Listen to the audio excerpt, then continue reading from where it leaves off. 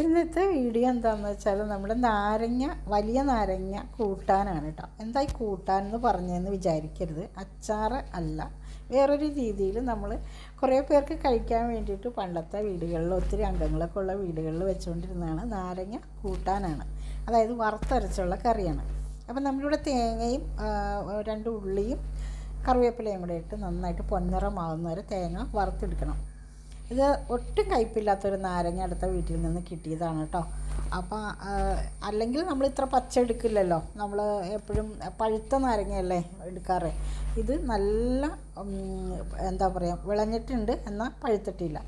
ഇനി നമ്മൾ ഈ തേങ്ങയിലേക്ക് ഉണ്ടല്ലോ, വറുത്തിരിക്കുന്ന തേങ്ങയിലേക്ക് തേങ്ങ നന്നായിട്ട് മൂത്ത് കഴിയുമ്പോൾ മുളക് പൊടിയും ലേശം മല്ലിപ്പൊടിയും മഞ്ഞൾപ്പൊടിയും കൂടെ ഇടണം കേട്ടോ.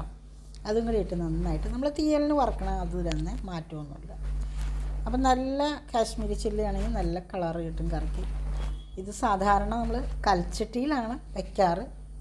ഇപ്പോൾ ഇത് വയ്ക്കുന്നത് വേറെ സ്ഥലത്താണ്. അപ്പോൾ കൽച്ചട്ടി ഇവിടെ ഇല്ലാത്തത് കൊണ്ട് നമ്മൾ ഈ ചീനച്ചട്ടിയിൽ തന്നെയാട്ടോ നമ്മൾ കടുക് വറുത്തിട്ടത്.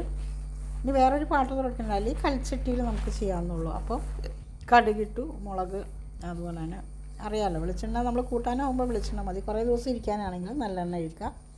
അതിലേക്ക് നമ്മൾ അരിഞ്ഞു വെച്ചിട്ടുള്ള പച്ചമുളകും നാരങ്ങയും കൂടെ ഒന്ന് ഇട്ട് കൊടുക്കുക.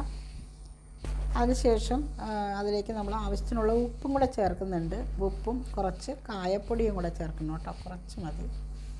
കായം മുമ്പിൽ നിൽക്കരുത്, സാധാരണ അച്ചാറ് പോലെ ഇതിൽ കുറച്ച് ചേർത്താൽ മതി. ലേശം ഒരു പൊടി കായം ചേർക്കുക. എന്നിട്ട് നന്നായിട്ട് ഒന്ന് ഇളക്കുക. പുളി കുറവാണെന്ന് തോന്നുന്നുണ്ടെങ്കിൽ നമ്മൾ എന്ത് ചെയ്യണമെന്ന് വെച്ചാൽ ഇതിലേക്ക് ലേശം വാളംപുളി പിഴിഞ്ഞൊഴിക്കുക. ചില നാരങ്ങയ്ക്ക് കയ്പ്പുണ്ടാവും, അപ്പോൾ അതുകൊണ്ടാണ് കുറച്ച് പുളി പിഴിഞ്ഞിട്ട് വയ്ക്കുവാണെങ്കിൽ കുറച്ച് കയ്പ്പ് ലേശം കുറഞ്ഞ് നിൽക്കും. പിന്നെ നമ്മളിത് കുറച്ച് വെള്ളത്തിലാണല്ലോ എടുക്കുന്നത്, കൂട്ടാൻ പോലെയാണ് എടുക്കുന്നത്. അപ്പോൾ അതുകൊണ്ട് തന്നെ നമുക്ക് തേങ്ങയുടെ അരപ്പ് ചേരുമ്പം അതിലേക്ക് പുളി കുറവായിരിക്കും, കുറച്ച് ചേർക്കാം. പിന്നെ അരപ്പും കൂടെ ചേർത്ത് നന്നായിട്ട് എണ്ണ തെളിയണ വരെ തിളപ്പിച്ചെടുക്കുക. അപ്പോൾ ഇത്രയേ ഉള്ളൂ. ഇതേ നമ്മുടെ നാരങ്ങ കൂട്ടാനിവിടെ റെഡി ആയി കഴിഞ്ഞു. ഇഷ്ടപ്പെട്ടാൽ ലൈക്ക് ചെയ്യണേ. എല്ലാവരും ഒന്ന് ട്രൈ ചെയ്ത് നോക്കണേ.